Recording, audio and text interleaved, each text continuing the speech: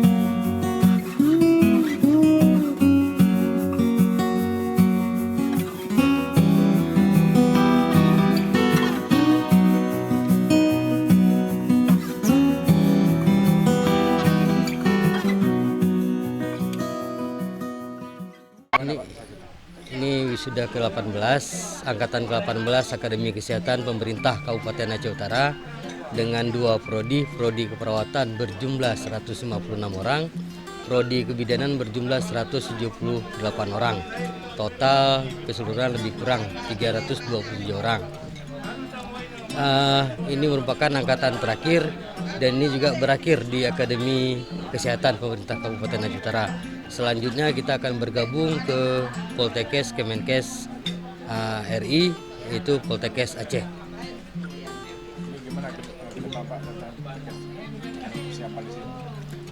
Proses alih kelola PT Kesda ke Kemenkes RI ini sudah berjalan cukup panjang.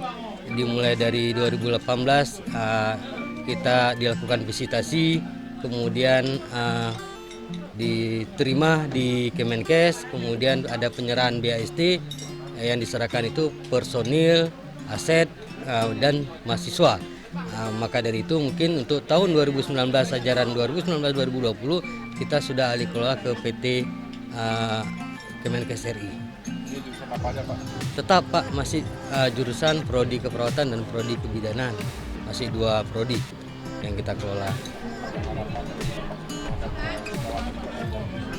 Sama seperti yang disampaikan oleh Pak Sekda dan Ibu Kadis Kesehatan, supaya masyarakat alumni atau lulusan AKES bisa menjadi andal, bekerja secara profesional, tidak lagi berharap dengan pemerintah, bisa membuka peluang kerja, bisa berpraktek mandiri tentunya setelah mereka lulus uji kompetensi dan memperoleh STR.